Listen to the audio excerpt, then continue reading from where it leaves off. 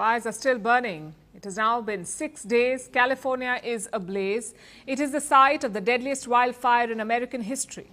California is one of the biggest and politically most influential states in the United States. Los Angeles is the epicenter of this crisis.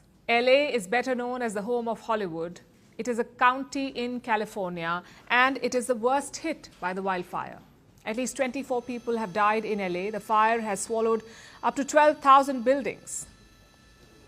Many more are still in its path. The scale of the disaster is enormous. Thousands of people have lost their homes. Take a look at this video. It shows one of the affected families. When they returned home, they found it completely torched.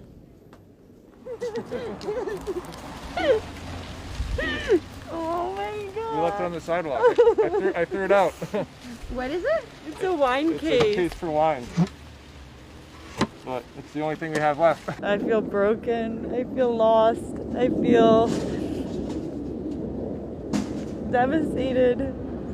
I don't want to have to tell my boys that this was their home and it's gone. The fires have burnt more than 40,000 acres of land. Some 150,000 people have been forced to evacuate. Many celebrities like Paris Hilton and Mel Gibson have lost their homes. Evidently, the fire is not sparing the rich and famous. It is engulfing their expensive property, making it the costliest blaze in U.S. history. The overall losses have surpassed $250 billion. For the victims, this may only be the beginning of their ordeal. Like I said, thousands of homes have been destroyed. That loss alone of homes could touch $20 billion. Obviously, homeowners are anxious. They're not sure if insurance would cover this disaster. It is a full-blown crisis, one that the world is watching closely. The U.S. is the richest, arguably best-equipped country in the world, yet it is not being able to contain a wildfire. World leaders are offering help, and this list is quite interesting. Mexico and Canada, two countries with which incoming President Trump has picked a fight, are sending firefighting teams. Even Ukraine's President Zelensky has made an offer. Listen to this. The situation there is extremely challenging, and Ukrainians can help Americans protect lives. We already have 150 firefighters prepared. There are already 14,000 firefighters on the ground. They are being assisted by 84 aircraft and more than 1,300 fire engines. These numbers are significant. But even these resources are proving to be inadequate, not enough to contain, let alone douse the fire. The fear is it could take weeks to do that, to bring the situation under control.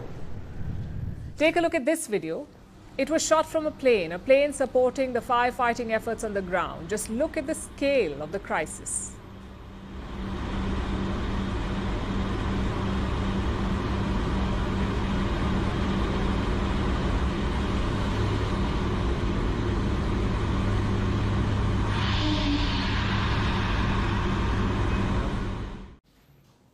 How did things get out of hand?